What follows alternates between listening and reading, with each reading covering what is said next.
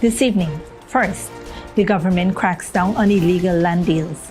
Attorney General Anil Nandlall issues a stern warning as investigations into Neighborhood Democratic Council reveals shocking misconduct. Find out who's facing prosecution and what this means for public lands across the country. Plus, after more than a year, justice takes a step forward in the brutal double murder case in Berbice. A security guard is finally charged, but question still lingers as the investigation continues. In healthcare, the government launches a groundbreaking training program, the first of its kind in 15 years, to boost dental services. We'll show you how this initiative is set to transform the industry and improve access to quality care. Also, young artists takes a stand against child labor through a powerful poster competition. See how these creative minds are raising awareness and making a difference in the fight to protect vulnerable children. And in global news, Google's dominance in the tech world is under threat. A landmark antitrust case could lead to the breakup of the tech giant. What does this mean for the future of big tech? Stay tuned for these stories and more coming up on tonight's broadcast.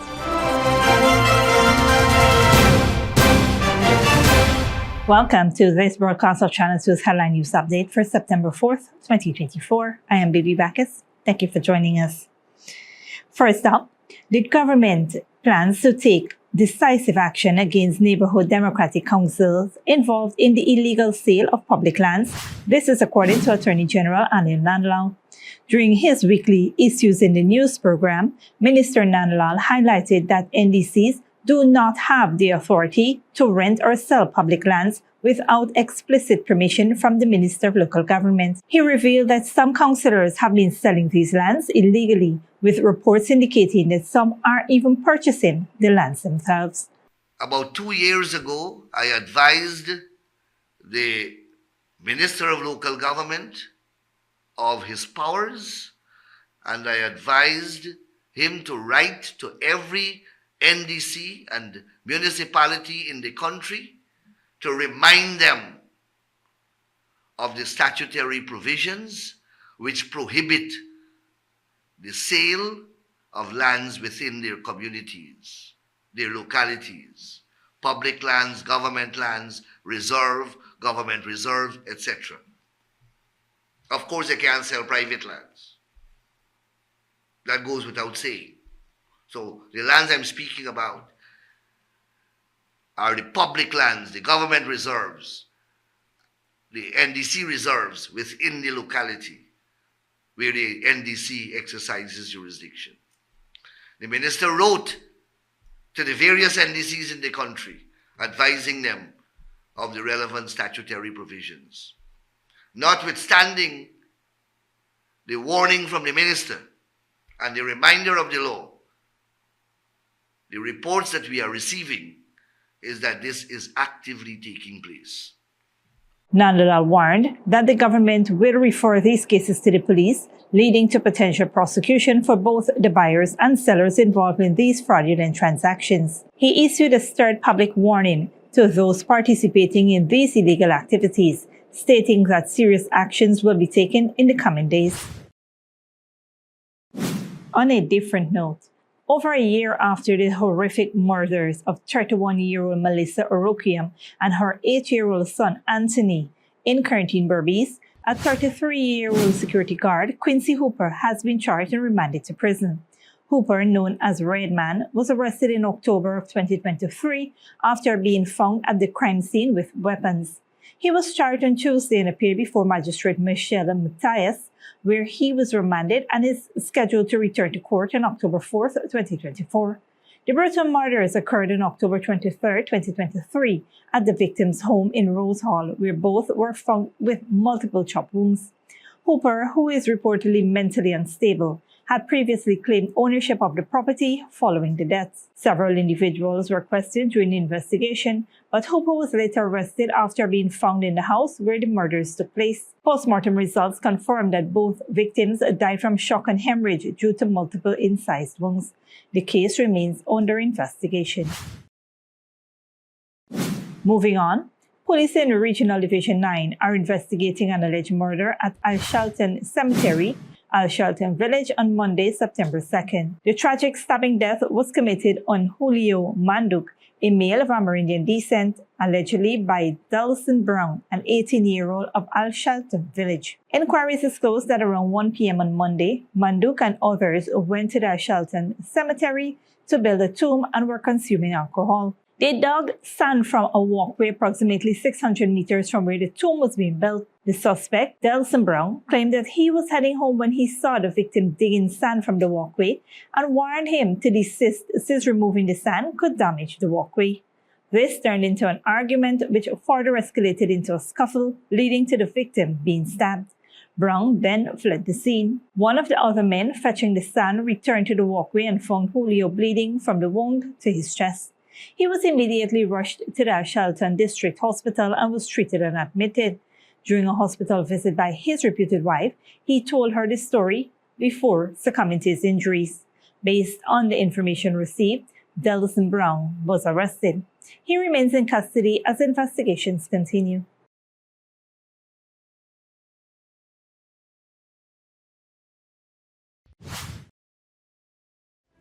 Stick around when we return. Government launches dental laboratory technician training program, and police investigate death of Chow Mein Man at Kaminsalon. Search for key witness on the way.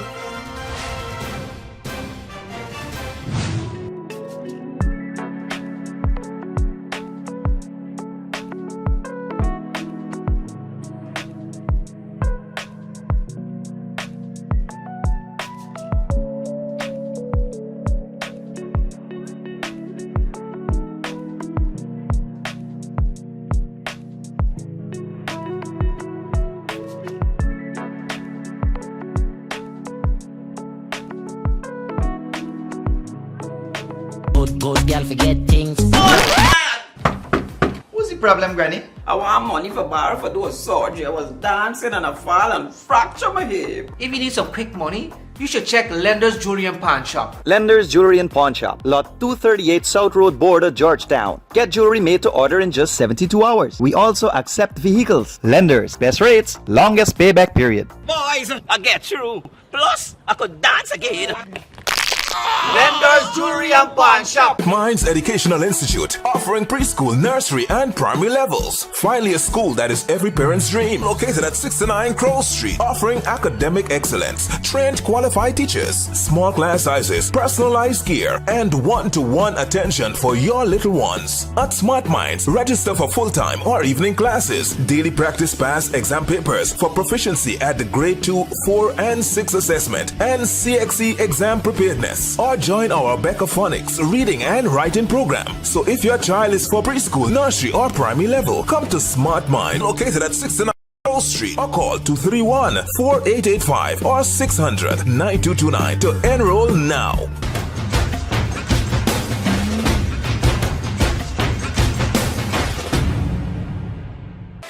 Furnishing your home or office has never been easier. Here at Kissoons, our inventory of locally made and imported furniture, offered at amazing prices, will leave you wanting more. From vinyl, floor rugs and carpets, bedroom, dining and living room sets, mattresses, pillows, office desk, chairs and filing cabinets, outdoor benches and tables. We have a piece of furniture for every room imaginable in your home or office. Check out our flagship store at Industrial Site Rijnveld or one of our branches in New Amsterdam, Port Morant, Riverton and Camp Street. Kissoons Furniture, furnishing homes for over 50 years.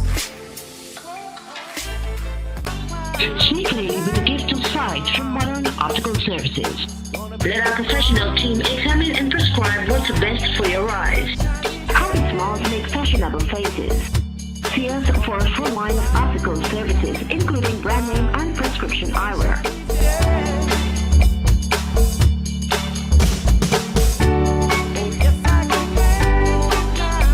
Modern Optical Services, 316 Middle Street, Georgetown. Telephone 226-1082. Welcome back. Police are investigating the death of Derek Saturn Prasad, known as Chow Mein Man, a 54-year-old resident of Industry, East Coast Demerara. The incident occurred at 4th Street Cummings Lodge on Tuesday, September 3rd. Preliminary investigations revealed that a 64-year-old brush cutter operator was weeding a yard around noon that day when he was approached by a man known only as Leo, who requested help to remove Satan Prasad from a fence. He then found Satan Prasad unresponsive, with the upper portion of his body embedded in the grillwork of the fence. The police and emergency services were summoned, and a doctor from the Georgetown Public Hospital pronounced Satan Prasad dead. The scene was processed by the crime laboratory team. Efforts are being made to locate the individual known as Leo. Satan Prasad's body is currently at the Memorial Gardens Hospital awaiting a post-mortem examination. Investigations are ongoing. In other news, the government has introduced a new training program for 13 young people to become dental laboratory technicians, marking the first such initiative in 15 years. The program, which was unveiled at the Ministry of Health, aims to significantly enhance dental services in the country. Health Minister Dr. Frank Anthony emphasized the importance of this training in modernizing the healthcare sector and improving dental services. The program will equip participants with the skills to fix and repair dental prostheses and devices. Trainees expressed excitement about the opportunity, with some planning to continue their studies in dentistry. Minister Anthony highlighted recent investments in dental facilities and technology, noting that the number of dental chairs has increased from 78 in 2019 to over 101, with further expansions underway. The program is part of a broader effort to address gaps in dental services and improve the quality of care across Guyana. Moving on, yesterday, the Ministry of Labor held an awards ceremony at the Arthur Chang Convention Center to honor young artists who participated in the child labor poster art competition. The event showcased the creative works of children aged 8 to 16, centered around the theme, "Let's Act on Our Commitment, End Child Labor." Minister of Labor Joseph Hamilton hailed the competition as part of the government's broader initiative to combat child labor, aligning with the International Labor Organization's mandate to abolish child labor by 2025. The competition served not only to raise awareness of the issue, but also to give children a platform to express their creativity and concerns. Minister Hamilton highlighted the multifaceted approach in his address, including distributing cash grants, building schools, and providing educational resources to lower child labor rates through education promotion. He emphasized that this art competition is just one example of the many positive initiatives implemented to help Guyanese youth develop and thrive. Don't go away after the break. Smartphones in schools. Australia reports improvements since imposing ban. And Nigeria fuel crisis. State-run oil company out of money for fuel imports.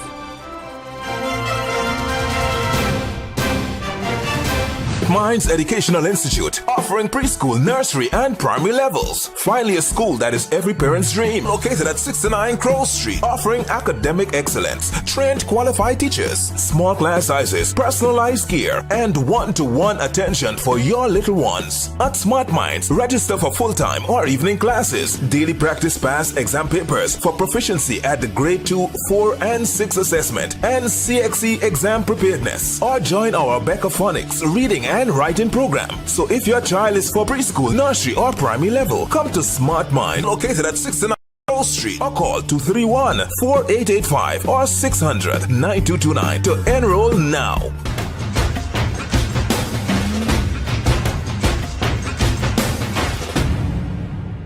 Good girl forget things. What's the problem, Granny? I want money for borrow for those surgery. I was dancing and I fall and fracture my hip. If you need some quick money, you should check Lender's Jewelry and Pawn Shop. Lender's Jewelry and Pawn Shop, Lot 238 South Road Border, Georgetown. Get jewelry made to order in just 72 hours. We also accept vehicles. Lenders, best rates, longest payback period. Boys, I get through. Plus, I could dance again. Lender's Jewelry and Pawn Shop. Sneakily with a gift of sight from Modern Optical Services. Let our professional team examine and prescribe what's best for your eyes. Common smalls make fashionable faces. See us for a full line of optical services, including brand name and prescription eyewear.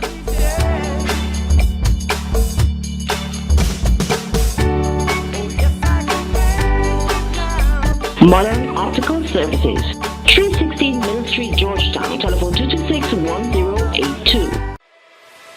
Furnishing your home or office has never been easier. Here at Kissoon's, our inventory of locally made and imported furniture, offered at amazing prices, will leave you wanting more. From vinyl, floor rugs and carpets, bedroom, dining and living room sets, mattresses, pillows, office desk, chairs and filing cabinets, outdoor benches and tables. We have a piece of furniture for every room imaginable in your home or office. Check out our flagship store at Industrial Site Rijnveld or one of our branches in New Amsterdam, Port Morant, Riverton and Camp Street. Kissoon's Furniture, furnishing homes for over 50 years.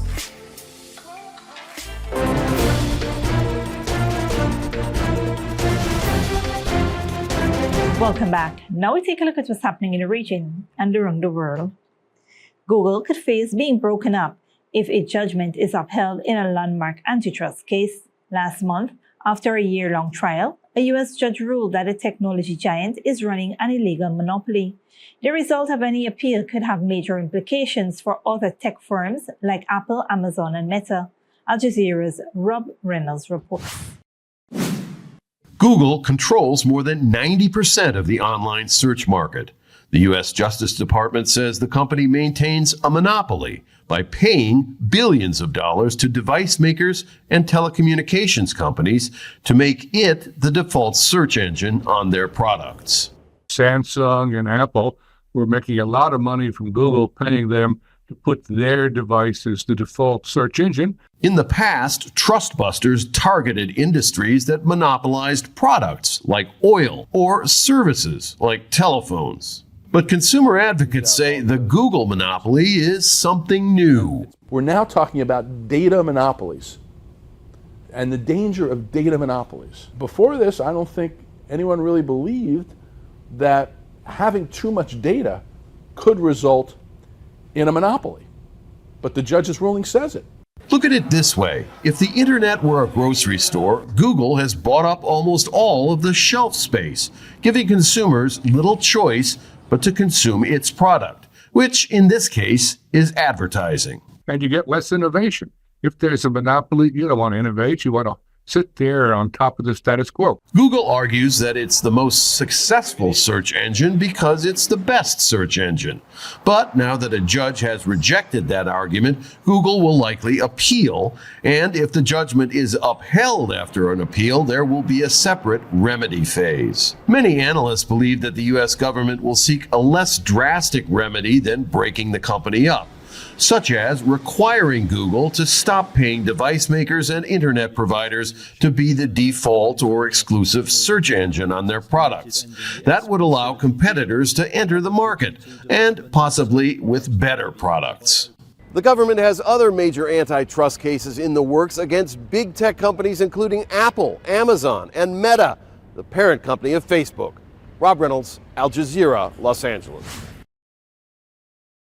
Schools have just resumed in part of the U.S. and Canada, and students in Washington, D.C. and British Columbia will be returning to class without their mobile phones because of a new rule to keep phones out of the classroom.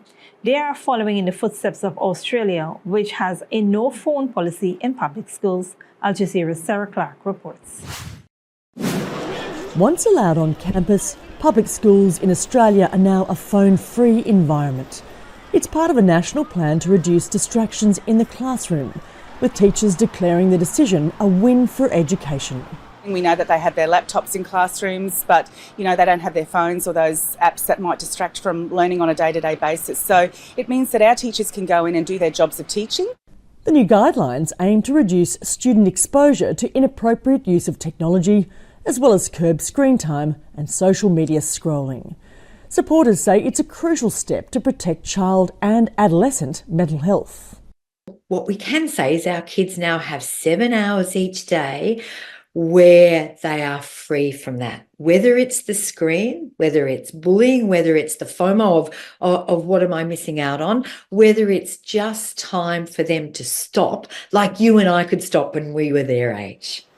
France is following suit and is now trialling a ban on mobile phones for students up to 15 years old, and if successful could be extended nationwide. But there's still a digital divide on whether smartphone restrictions in schools work.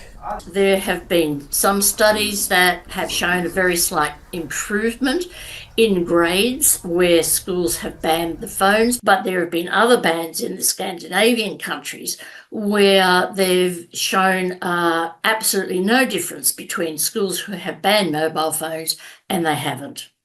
A recent UNESCO report found that 1 in 4 countries now have policies or laws in place restricting phone use in the school grounds.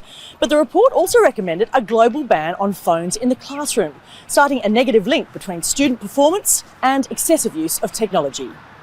The report found that even having a mobile phone nearby, receiving notification alerts, was enough to result in students losing their attention, and it took up to 20 minutes to refocus. In Australia, student reaction to the no phone policy has been positive. It helps us engage in class. Instead of spending all your time on your phone, you can chat with your friends instead. It was easy enough to get used to, but it still feels a little strange at times. It's a global debate that shows no sign of going away in an increasingly digital world.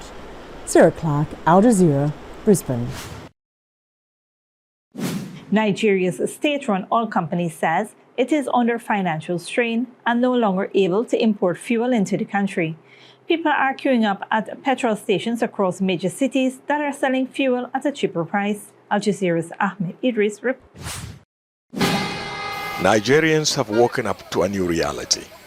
Another jump in the price of petrol from 38 to 55 cents a litre, an increase of more than 45%. Desperate buyers queued for hours at this petrol station operated by the state oil company. When you pay 55 cents a litre at a government-owned petrol station, what do you expect of other independent marketers? Across the street, another pump sells petrol for 60 cents a litre. Elsewhere, prices have shot up to 70 cents a litre. This is the third increase in the price of petrol since the current government came to power, the steepest being an over 210% jump in 2023. In August, the national oil company NNPC declared a profit of $1.44 billion for the 2023 financial year. 2 weeks later, the NNPC says it can't afford to import fuel because of billions of dollars in debts. Last year, President Bola Ahmed Tinubu announced cutting state petrol subsidies he insisted benefited only a few individuals. For decades, Nigeria has failed to refine even a litre of petrol, despite spending hundreds of millions of dollars on its 4 refineries. Instead, the country spent on average $10 billion a year to import refined petroleum products under a subsidy regime that critics call fraudulent. As expected, transport costs have nearly doubled after the latest increase. Food inflation is expected to follow. You can't make a profit under the current circumstances. You can't even feed your family at the rate we're going. Some blame the price hikes on the devaluation of the local currency, which made imports more expensive. So the more the currency was devalued, the worse of the decay. And the NNPC, state oil company, has to bear that burden for a long period of time, which led to this place where they can't pay anymore and have a debt of $6 billion, according to them. But others say the national oil company has been operating with little or no transparency. Many here expect the Dangote refinery, owned by Africa's richest man Aliko Dangote, to bring some relief, having already produced its first batch of refined petrol. It is expected to supply 25 million litres a day to the domestic market this September, increasing that to 30 million litres next month. But analysts say this will not entirely solve petrol shortages in Africa's biggest producer. Ahmed Idris, Al Jazeera, Abuja. This brings us to the end of the regional and global news coverage. Up next is the 3-day weather forecast.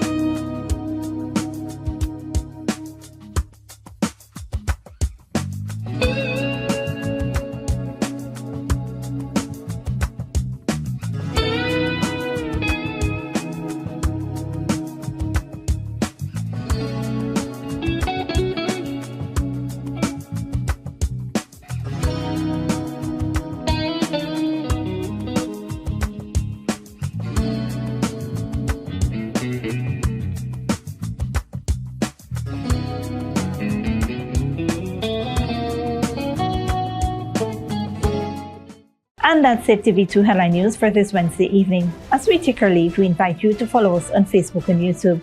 You can tune in tomorrow at 6:30 a.m. for rebroadcast and at 7 p.m. for more news. Until then, please take care of yourself and each other.